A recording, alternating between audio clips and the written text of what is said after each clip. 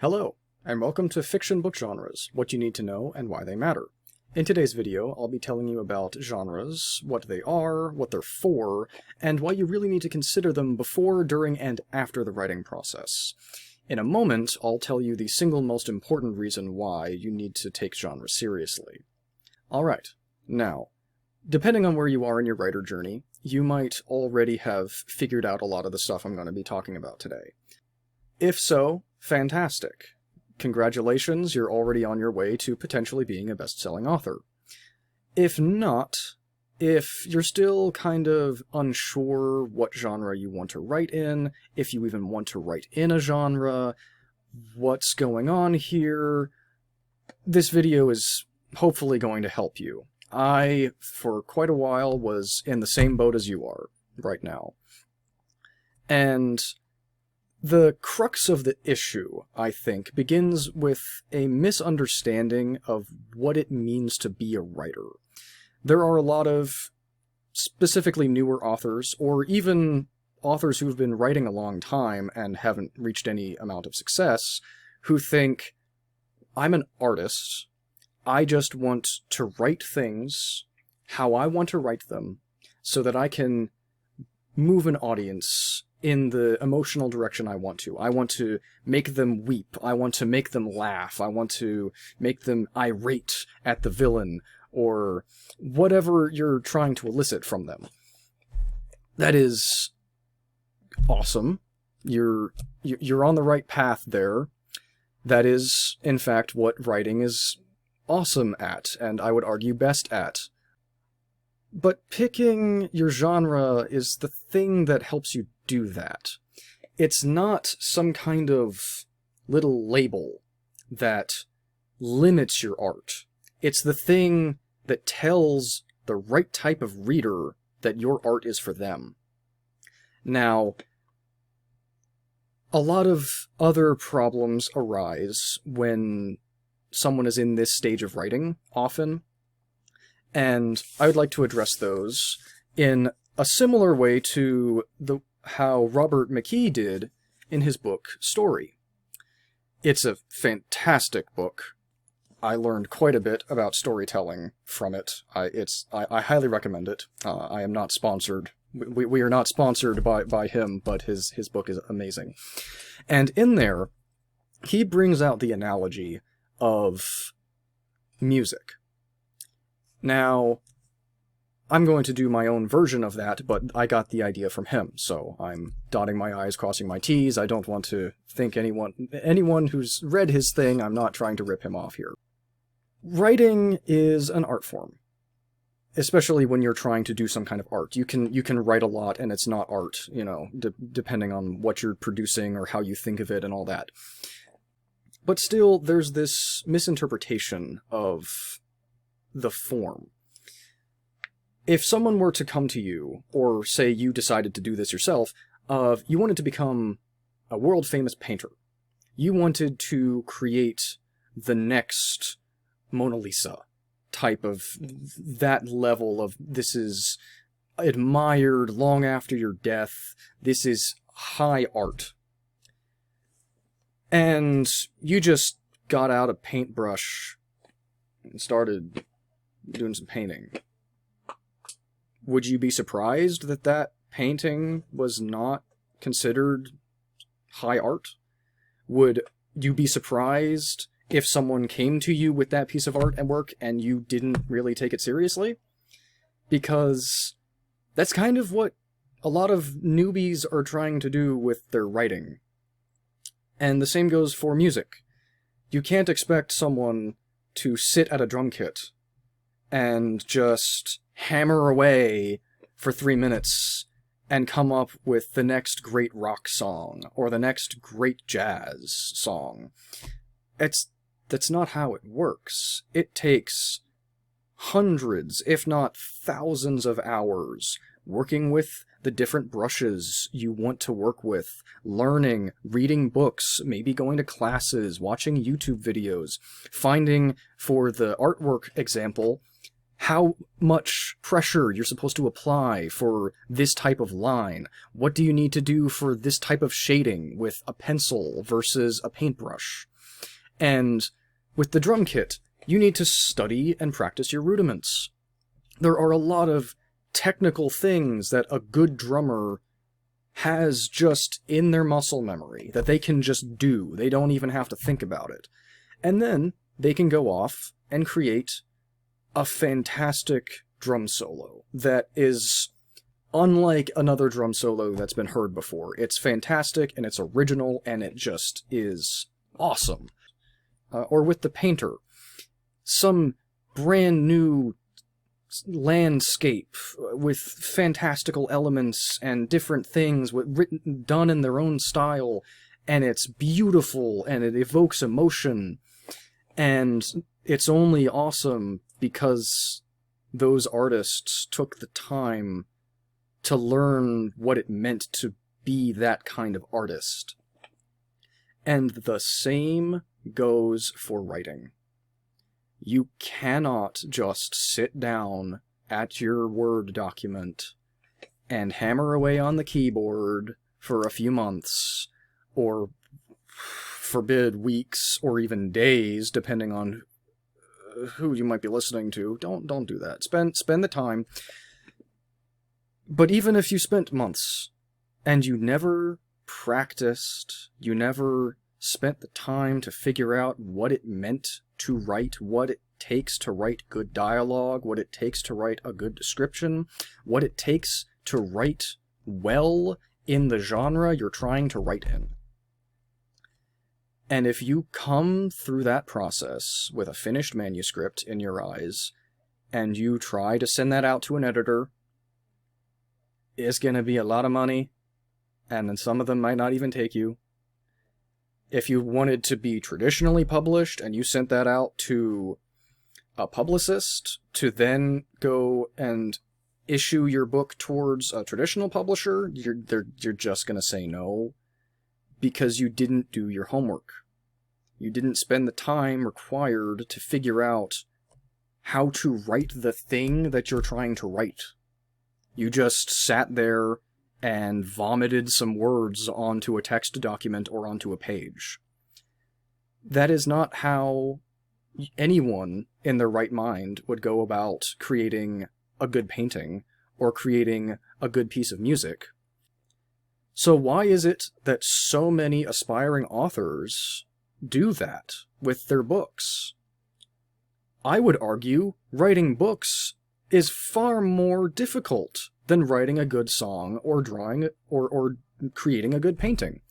I don't know that for certain. I've only attempted one of those three things with any serious level of seriousness, but there's a lot that goes into it. It's a 3-minute song, a single sheet of paper, or a 500-page epic.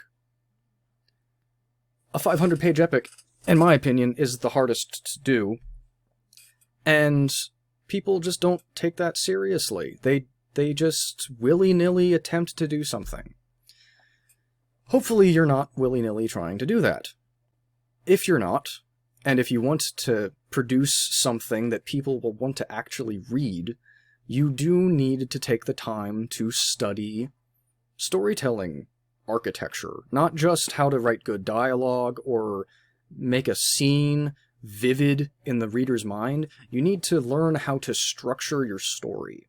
And that's also something that a lot of writers and aspiring authors don't like to hear. They don't want to hear that they have to structure it, because structure, in their mind, immediately, or at least when I was in that position, immediately goes to formula. I don't want to follow a formula. Why are you trying to damage my artistic vision by telling me to do the same thing everybody else is doing? That's not... Calm down. That's not what this is about. Story structure is how you write a good story.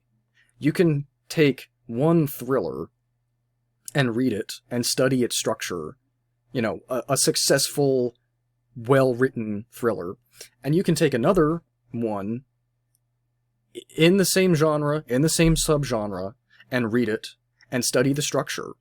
The two books will be vastly different. The characters will be different. The specific events will be different. But in this section, in the parallel sections of the book, there will be something similar going on. Certain turning points, certain types of events that are happening at certain times to bring the reader in. It has taken humanity as long as we've been around to figure out how we tell stories right now. I'm certainly not going to figure out a better way to do it. You're probably not either. We've been doing this for thousands of years, and this is where we're at. That is not to say you cannot do something original at the same time.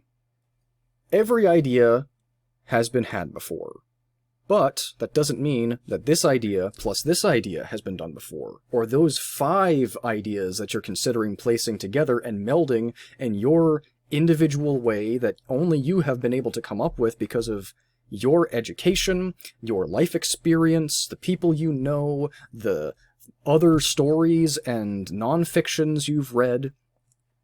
You can create something that people have not seen before. You can create something that is emotionally powerful, that evokes deep thought if you want to, or hideous laughter if that's what you're going for, or deep sorrow. You can do these things with an air of confidence because you know I am writing a paranormal romance, and I know what goes into a good paranormal romance. For example, a fantastic jazz musician has listened to a lot of jazz, and has probably read some books on it, has probably studied how it works, not just listened to it, but looked into the mechanics of what makes jazz jazz. Why is it so good at what it does? Why are other genres of music different than jazz? With painting, if you wanted to do a portrait or a landscape, it's a very different process. There are different techniques you need to utilize. You need to practice different sorts of things. If you wanted to write grimdark fantasy, that requires a lot of different things than, say, a standard romance, or I don't know romance subgenres, my apologies, but yeah, a romance versus a grimdark fantasy. You might have a fantasy element, or you might have a romance element, rather, in your grimdark fantasy, but you don't want to emphasize the romance at the heart of everything, because your grimdark readers are there for a different purpose. And that gets me to the number one reason that I promised to give you in the beginning of the video, why you need to take genre seriously. And that is because no one will find your book if you are not in the proper genre. The way people find books is that, especially nowadays because of the internet, and if you're on this channel, you're probably going the self-publishing route, meaning unless you want to put in a lot of other work and do a lot of other things, you're probably going to be using Amazon. And even if you're not using Amazon, the other online tools that get readers to see your book are similar in this way. There are 2 main ways that a reader is going to find your book. One is they have read something in potentially your genre, or something very similar, and they are searching their also bots, which is Amazon's version of other people who bought this book that you're on now also bought these other books. Or they might be going just through the genre that book was part of. What are the other top-rated books in this same genre? Or, number 2, is that Amazon has done that and is recommending your book to that reader because of other things that they've already read. Those are the 2 main ways you're gonna be getting traffic, except for word of mouth and other places on other platforms and stuff doing other types of pushing, but even with word of mouth. How did those first people find your book? Those two options. It was recommended, or they were searching through the stuff that's similar to what they've already read, and now they found your stuff.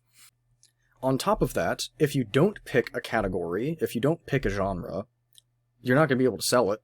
You have to select what it is to sell it.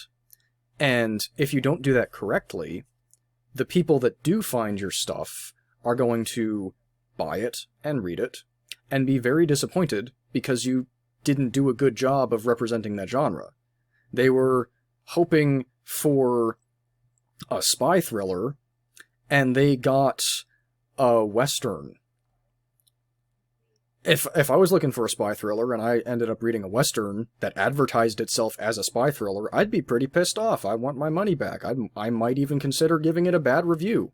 If I was not a particularly nice person, I might give it a really bad review. And as soon as you start getting multiple bad reviews, that's just a death spiral. Your book is going nowhere once that happens. Now, if you're in literary fiction, and you're attempting to do some crazy original something or other that has never been done before, you might manage to pull that off well. But, like the banana duct-taped to a wall that sold as abstract art for, like, multiple millions of dollars, there might be one person that considers that interesting, but you're not going to be able to sell your book for multiple millions. You'll be able to sell it for a couple bucks, maybe. And most of the other people that look at that banana duct-taped to a wall are going to say, "What is happening? This is stupid. I am out of here." So, overall, hopefully, you kind of understand now why it's important to learn how to write a good story and focus on the correct genre that your story is in. Now, the best practice is to pick your genre before you write anything. Before you even begin outlining, if you're an outliner. Or if you begin just writing the first chapter, if you prefer to pantsit. You need to know what you're doing first, what type of story you're telling, because what type of story you're telling is going to determine the things that happen in that story. And then, the readers that like that type of story will find your product, because it is ultimately a product that you're trying to make money off of, unless this is just a hobby and you just want to write for yourself and you don't really care about reaching any level of success, then this video is pointless. Have fun. You know, do you, but if you want to actually become a successful author and make money off of your writing, you need to recognize that it is functionally your book is a product, and it must be treated that way. Now, I do want to emphasize, as I've said previously, you can do your own thing while still following the structure of a well-written story.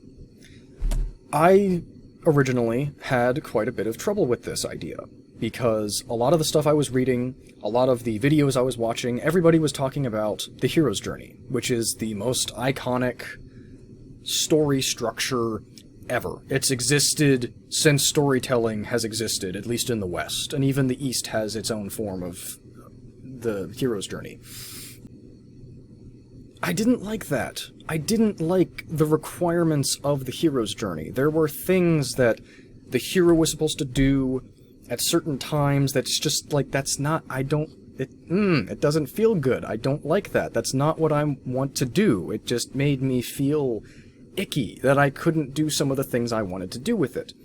That is why, personally, I would never write in the romance genre, because standard romance, not tragic romance, but standard romance, has to have a happy ending. The couple have to be together at the end for it to be considered a romance. If it ends with them not together at the end, that is not classifiably a romance book. And that's just so boring to me as a writer. That's so, like, I don't want you to be able to guess that they'll be together at the end. And then I realized, for me personally, oh, right, my genre allows for more variation. Currently, I'm working on a grimdark fantasy. And grimdark, and even just straight dark fantasy, loves it when you go against the tropes. It's kind of expected for you to not follow a standard fantasy formula, for your protagonist to not be a standard hero's journey protagonist. And for me, that's perfect. And then I realized, oh yeah, all that advice that I was listening to and reading was for people who were writing in different genres. That advice was not specifically tailored to me writing grimdark fantasy.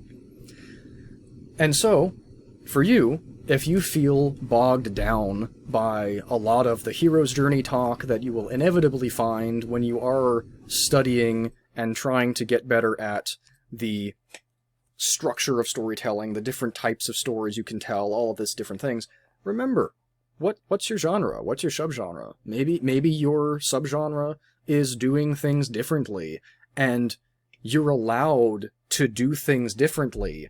And by doing them differently, you're actually still falling into what the readers want to read.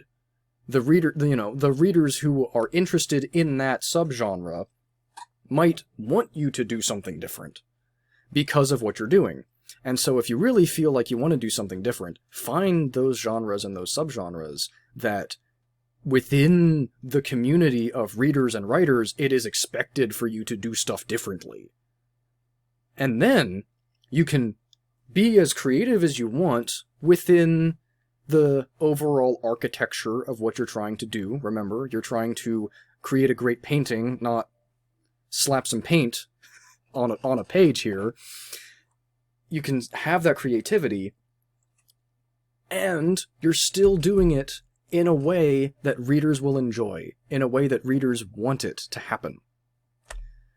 So, please consider what I've said.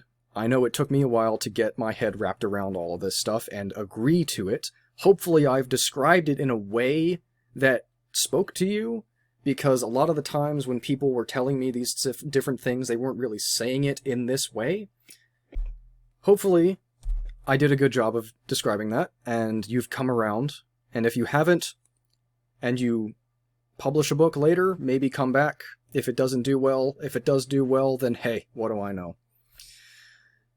Anyway, if you liked the video, go ahead and leave a like. If you have any questions, or if this did actually change your perception on some of these things, please go ahead and leave a comment. We try to respond as soon as we can. And go ahead and subscribe for the next video. If you like push notifications, you can go ahead and hit the bell icon as well. Thank you. See you next time.